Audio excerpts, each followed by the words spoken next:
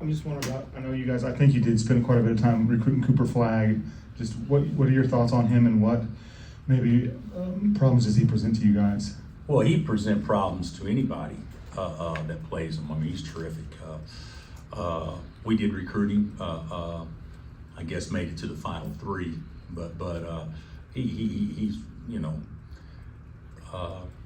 talent, athleticism, skill, but there's another element to him that's what makes him different, is that he is so competitive and tough. I mean, and that's been obviously evident with what he's done to this point, especially in the summer, playing with the Olympic team. Yeah, he's good, and he's probably as talented a youngster that will have an opportunity to play against this year.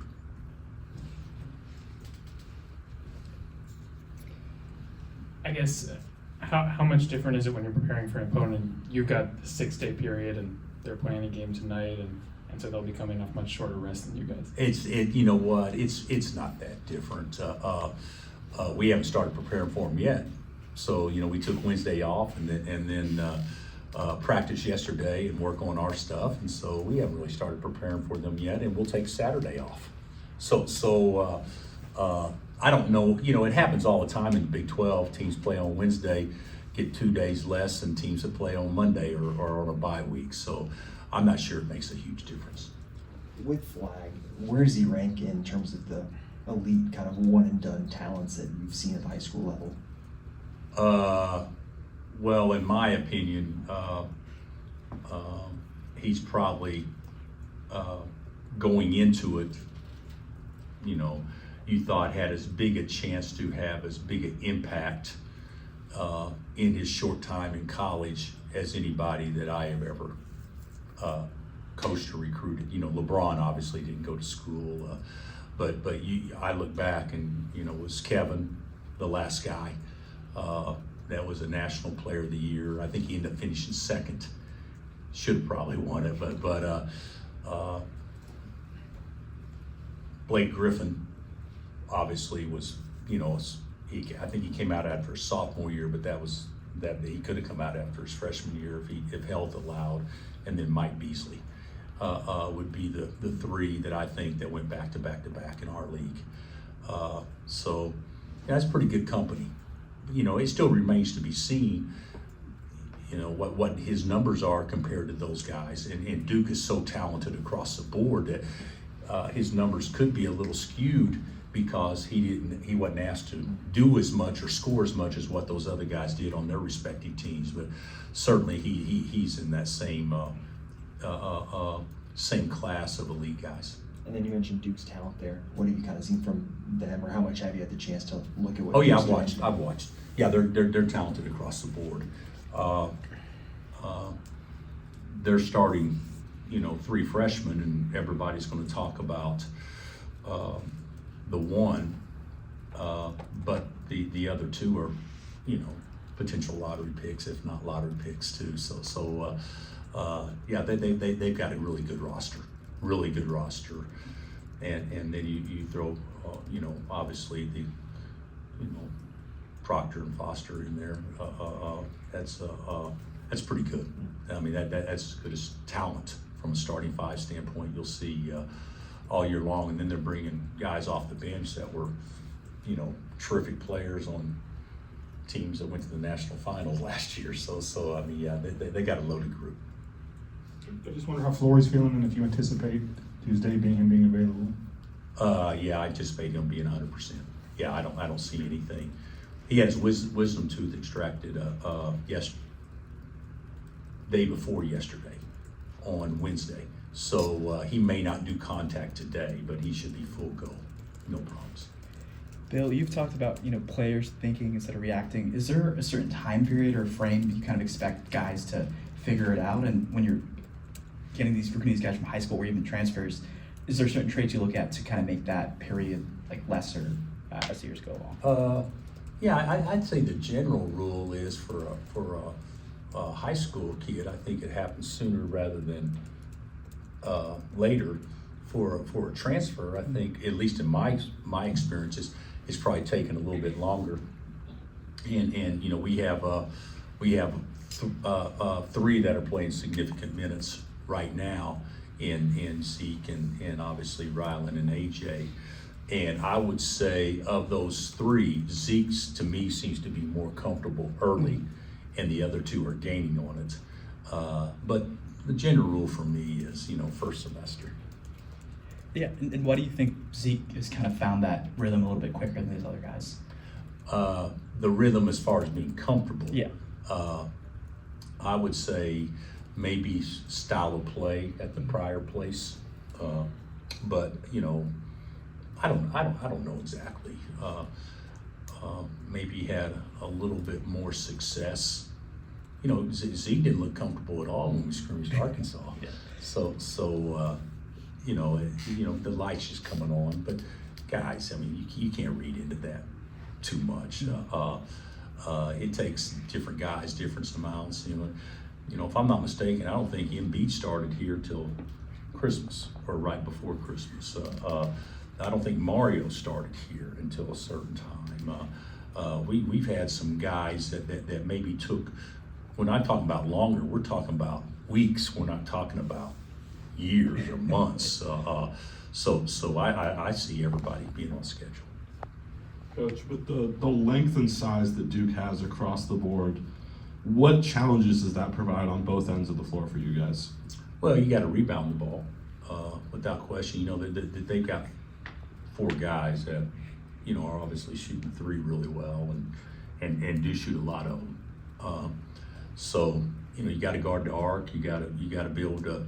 We switch a lot, so you got to, you know, not allow them to play the mismatches, and guards have to rebound the ball, which we haven't done consistently well, with the exception of Zeke. So they present challenges, but I will say this, you know, I actually think that North Carolina and Michigan State presented challenges too. So, you know, we just got to adjust to what they want to do, but what they do very, very well. And then with Cooper Flag, you've obviously seen a lot of great players. Who does he remind you of, or is he just sort of a one of a kind?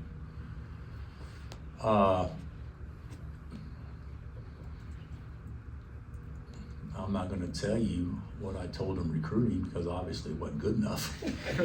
Didn't work. But I think he reminds me of, you know, of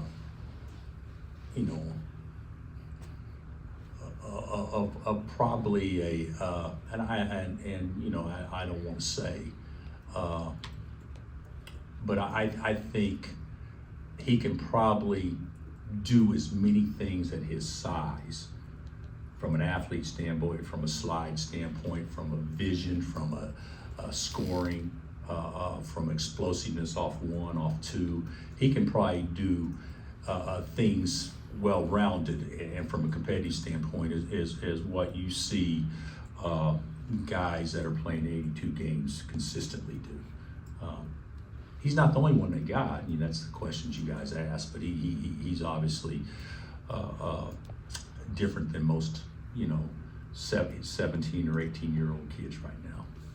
This is the first time in a while you guys are going into Thanksgiving and you're not in a situation where you're going to be playing like 3 games in 3 days. And you've talked a little bit about this from like the financial perspective, but what are the pros and cons of having, it's technically not a one-off because you have the game back here, but a one-off as opposed to one of these longer multi-team events? I actually think on those long events is when you can actually have a chance to become a team. You know, I would say watching that game last night, which you guys probably watched also, that would have been a heartbreaker one to lose, but those are the type of games that actually give you momentum for the next month. And that was a great win. But these games, to me, I don't study it hard enough to know the advantages of a one-off, so to speak, as opposed to, you know, so we played Ball State and Florida in Vegas. It's the exact same thing we're doing with Duke. It's just there's not a Ball State. The Ball State game happens back home. So I don't really look at it probably the way that you guys do it. Atlantis and Maui are different. 3 games in 3 days. Where are you out? How do you rest guys certain games? This will be a game that I'm sure that both teams play to win, regardless of the bench situation, that kind of stuff. Luis, do you dip into last season at all when you're scouting Duke at this point, or is 5 games in a season enough to sort of look at and have a book on them? I would say in this situation, the only thing I would dip into in the past would probably be how we guarded them and how they guarded us 2 years ago when we played each other. But as far as last year, they're not the same team. So I personally haven't spent any time studying tape from the NCAA tournament last year on them, or from the ACC tournament. We spent all our time watching, what do they play? 4 games plus Arizona State. So I guess 6 games count the other exhibition, but we spent all our time on these games. Bill, bringing in the shooters and a rim protector, how's that impacted Hunt and Juan and KJ, other than giving them some more rest? Well, I think with both of them, they both need space, and the better shooting you have gives them both space, which is good. I think they would both agree with that, even though I don't think we shot it very well yet. I think potentially we can, but I don't think we shot it great yet. But last year we probably had guys sitting in Hunt's lap more so than what we would have liked. And with Rylan and Zeke and Diggy and AJ, when those guys are in there, that certainly gives you a chance to spread the floor a little more. Anything else? Gary? Would you like to coach a game in Durham at Cameron someday? And do you think you ever will? That's actually a good question. Yes, I'd love to. I'd love to go home with Duke like we do in Carolina. I think that'd be great. Obviously we're going to play them this year, and then next year I think we play Kentucky, and the year after we play Duke. So it'd have to work out, around the Champions Classic, so to speak. But yeah, I think it'd be great. And to answer your question, yes, that I haven't been there, so I'm driven by it. We tried to get one of their guys to transfer to us one time, so I actually drove by it, but I've never been in it. So I think that would be a pretty cool. That would be obviously a bucket list things for all coaches to do, just like it would be a bucket list thing for them to come here as well. What was it like to coach against K? Do you have fond memories of those games? Yeah, I probably do about 40% of them. So the other 60% probably not so much, but about 40% I probably have some fond memories.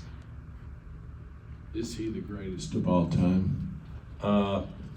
I can't speak to all time because I wasn't around, obviously, when Coach Wooden was doing, but there's no question he's the standard of modern our generation basketball. Following up on that a little bit, you obviously had familiarity with him, and I wonder what you just make of what Shire's done, following him, and we probably asked you about it 2 years ago when you played him, but he's also had a couple yeah, years. Yeah, but I didn't get a since chance to coach that game. Oh yeah. Yeah, so that was like John's second game, and I didn't get a chance to coach him. So Norm did. So this will be my first time and John going against each other, but he's done a great job. And let's just call it like it is. Duke has been really good for a long time, in large part because of coach, but also because of the culture they had built over time. Recruited other great players, and I don't think they may have taken a step sideways. And I'm sure there's some different philosophical approaches because I'm not in on the know on that stuff. But what John has done in a short amount of time is very impressive, and what they're doing recruiting is probably even more impressive. And of course, they have a team this year that would be considered one of the favorites to go all the way. So yeah, he's done a great job, and certainly probably not in the easiest of situations to do a great job. So that makes it even more impressive. Coach, so you've been here a while now. How have you seen from your perspective, how have you seen the women's program here grow and turn into what it is today? Well, I was here with Marion, and then with Bonnie for a decade, and now with Brandon for close to a decade. I don't know what it is, 8 or 10. I think that they have done well. I think we've had our ups and down years. I think when we've been good, we've been really good. And but I do think with Brandon, what he has been able to accomplish in the time he's been here is probably at a point now where he has a chance, and they have a chance to benefit from those efforts more today than they have yet, in large part because of the success they've had in recent memory. And then you go out and you recruit the way they're recruiting right now, you can't help but get better. So they've done a really good job, he and his staff.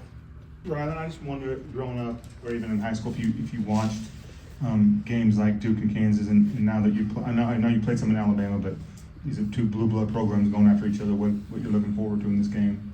I didn't really watch college basketball until I started getting recruited by certain schools, and then I just started watching only their games. So I never really saw a big time Duke and Kansas matchup, even though I heard about them all in the Champions Classic, and I actually watched that tournament game in the I don't know what round it was, but it was with Marvin Bagley and them. So that was a great game to watch. So that's what I'm hoping for in this game too.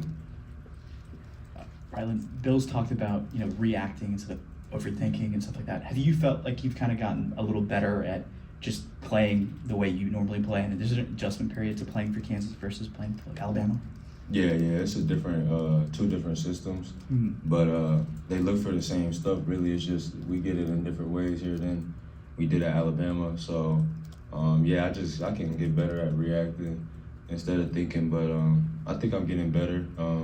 Just got to keep on practicing and keep on playing in games, and then I'll be really way comfortable. Even at Alabama last year, it was the same type of stuff. I didn't start off that great, just still learning my teammates, learning what the coach wants and all that.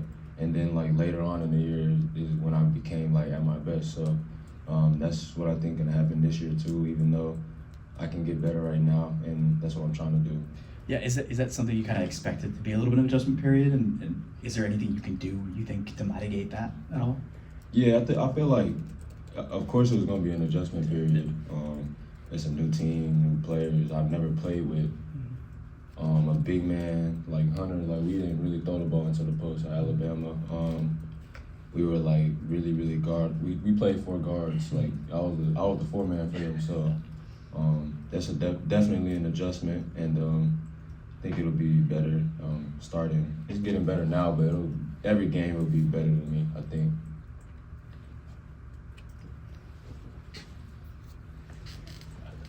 Juan was in here the other day and referred to those last 2 games as kind of get better games. How do you feel like you and the team got better from them, and what are the main things you want to focus on heading into Duke? I feel like we definitely got better with our ball screen defense. That's something that we have to keep going up when it comes to Duke, because they're so good and so tall and athletic and stuff, and so we're gonna have to make sure we don't foul. I feel like we could get better at not fouling as much and putting people on the line and giving them free points. But we're gonna get better at that too. So I feel like we just been getting. They were definitely tune-up games, and we got better in both games. You mentioned Duke there. Have you had the chance to look much at what they're doing this season? I watched a little bit of that Kentucky game right after ours, but not too much. And then tonight I'm gonna watch them because they're playing against one of my old teammates, Jaden Bradley. So I haven't really watched them, but I talked to him a little bit. He told me a little bit about them, but I'm gonna watch tonight and see what they're really about. I'm gonna watch how they guard, watch how they play, and watch what they like to get in their offense, and watch how they like to play defense, and see who their main guys are. What changes for you on defense and as a team when you have a big like Hunter rather than a big like you had at Alabama last year? Not much really. We really kind of guard the same. Like Hunter's a little bit taller, a little bit bigger, so you can make a little mistake or whatever, he'll cover it for you. He remind me more of Charles Bediako. He like just tall, long, and they can block shots, protect the rim pretty well. Our big at Alabama last year was really good at blitzing and getting making sure the guards got the ball out their hands really fast. So 2 different styles, but I like both, and I feel like I can play in both. You mentioned you haven't watched a whole lot of Duke yet, but Cooper Flagg's getting a lot of attention nationally. Do you know much about him as a player? Have you followed sort of his rise through the ranks much at all? Yeah, for sure. He's a great player. Tall, can do pretty much everything on the court, and he defends. He plays both ends of the court. He competes. That's really one of the main reasons why he's as good as he is. He just competes every possession on the floor, and he's going to be a big challenge for us, and he's going to be a guy that I know we're going to have to slow down because he's, if not the main guy, he's one of the main guys on the team. So, and they're a really talented team. He's probably the most talented player. So, he's going to be a big challenge, and we're going to have to do what we can to slow him down and stop him. Rylan, I wonder, do you have a feel yet for where this team is most comfortable, whether it's transition, running actions, on defense? Do you have a feel yet for where that is or where it might be soon? I feel like transition, that's where I feel like we look better in transition right now because we just advancing the ball and getting easy layups, easy lobs, easy threes.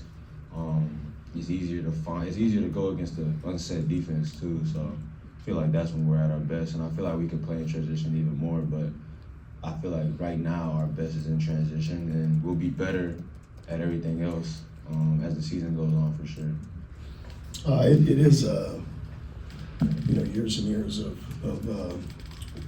of work that fortunately went our way. I think we've been involved in a lot of fierce recruiting battles over the years, and some that we thought we were really close on and didn't succeed. So it's nice when it all comes together like it did this particular class.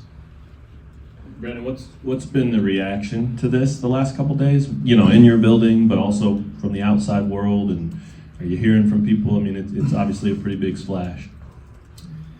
You get the congratulatory, messages, but we also play 3 games, next week in 3 days. So I probably haven't been on, social media or as much maybe as some other people. The 2 you got this week, big pedigree, huge names, but also Libby's in the mix and Tatiana. I mean, can you just talk about the entire class and its potential to be among the best in the country? Well, I think, sometimes you have to identify and appreciate the player that got it started, and that was Libby Fandel. We were super excited about her and, what we think she can bring to the table, but I think she is a player who other good players want to play with. And that helped us to further, the recruitment of those other prospects. I think Tati is obviously the most underrated of the 4, but I think that what we see in her is tremendous upside. And, we just had a few 5th-year seniors who had really good careers here. That maybe other players didn't see in them what we saw in them, and they turned out to be really, really good additions to our program. Brandon, that line of good players wanting to play with other good players, how much did Samaya's presence on this roster help out with any of these recruitments? Well, Samaya's presence helped, but I think Samaya's work in recruiting also helps. Success on the court and in recruiting is a team effort, and we have a terrific staff. Our players are heavily involved. and want to be involved in recruiting. And then I really think you also have to understand, especially in today's climate, the importance of administrative support, and then also the support of fans and boosters to be able to succeed in recruiting and put together a class like this. I'm curious with Jalea, you've recruited her for several years. What about her skill set stands out to you most? Well, it doesn't take long to identify her as an elite prospect just by watching her change into the floor. Can really, really run. It looks effortless, you know. So I think, you know, what she was early in her high school career is much different than what she's become. She's just continued to add more layers, you know, to her game. And she's been terrific around the basket her whole career, but now she's been able to move away and stretch it all the way to the three. She's really good in transition. As good a rebounder in this class as we felt like there was in the country. And then has the quickness to defend multiple positions. And with Keely, you guys offered her, I think, in 2020. What was it about her then that you saw, and how has she progressed over the years? You know, just that's a family that has been on campus many, many times. Obviously, her sister is at K-State, so they've been coming to late night for a long time. And you know, Keely's just a terrific shooter who really sets up her game. I think you got to play her tight, or she's going to make threes. And then I think, you know, just has the athleticism and the explosiveness to create everything from there. Samaya KC, Jalea KC, what does that say about the area? What does that mean for your future of keeping girls home and recruiting Kansas City? Well, you know, we tried for a lot of years unsuccessfully, and fortunately in Samaya's class we felt like we got the best player in Kansas City. In this class we feel like we've got the best player in Kansas. And we really hope that over the next few classes we can do the same, because there's some terrific talent, not only in our state, but in our area, and especially in the Midwest. And then, you know, you were able to do sort of the flip side. You pulled Keely out of Norman away from OU and OSU, and you were able to keep Jalea home. I mean, what does that mean about, I guess, the development of this program as a whole, and sort of your ability to go kind of anywhere and recruit anybody you want? I mean, is that where you're at now? Well, I think we've really made a greater effort to recruit, I would say, within driving distance of Lawrence, Kansas. I think all four of these guys can jump in the car and get here, obviously. I think that they're drawn to our culture. I think they're drawn to the trajectory of the program, but I also think that they see an opportunity to take it to new heights, and hopefully to places that this program has never been, and I think that's appealing to them.